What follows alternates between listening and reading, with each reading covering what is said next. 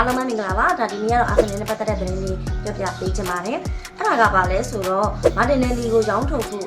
နီးပြအာဒီဒါစီစဉ်နေတယ်လို့သိရပါတယ်မာတင်နယ်လီကိုနောက်ထပ်ခေါ်ယူဖို့စိတ်ဝင်စားနေတဲ့အသင်းကလည်းရှိပါတယ်အဲ့ဒါကတော့ဂျာမန်ထိပ်သီးဘိုင်ယန်မြူနစ်အသင်းကအာဆင်နယ်အသင်းရဲ့ဘရာဇီးတောင်ပိုင်းကစားသမားမာတင်နယ်လီကိုခေါ်ယူဖို့စိတ်ဝင်စားနေတယ်လို့သိရပါတယ်ဒါဘိုင်ယန်မြူနစ်အသင်းကတော့ဂျာမန်တောင်ပိုင်းကစားသမားနာဗီကိုဆုံးရှုံးထားတာကြောင့်နာဗီရဲ့နေရာမှာမာတင်နယ်လီကိုခေါ်ယူစားထုတ်ဖို့ဆန္ဒရှိနေတယ်လို့လည်းသိရပါတယ်ဒါမာတင်နယ်လီက2019ခုနှစ်ကတည်းကအာဆင်နယ်အသင်းမှာကစားလာသူဖြစ်ပေမဲ့လို့ပွဲထွက်ကစားခွင့်ရဖို့အတွက်ဒီထက်ပိုတိုးတက်ဖို့လိုအပ်နေသေးတယ်လို့ညီပြအာဒီတာက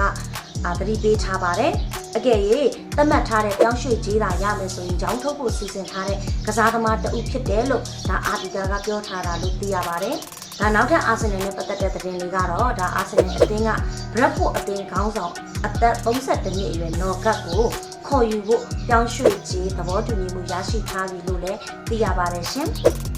online မှာအကောင့်ဖွင့်ပြီးကစားခြင်းနဲ့မိတ်ဆွေတို့က Viber ဖုန်းနံပါတ်39ကို88559943မှာလာရောက်အကောင့်ဖွင့်ဆော့ကစားလို့ရပါတယ်။ဒါကျမစီမှာတော့ Sport Agent ရှိမယ် iBet ခွင့်ရှိကိုရှိမယ်မြန်မာကျပ်ငွေထိုင်းဘတ်ငွေ2မျိုးသလုံးနဲ့စိတ်ကြိုက်လာကစားလို့ရပါတယ်ရှင်။ Viber ဖုန်းနံပါတ်လေးကိုတွတ်တော်ရဲ့ profile လေးမှာလည်းတင်ပေးထားပါတယ်ရှင်။အားလုံးကိုကျေးဇူးတင်ပါတယ်။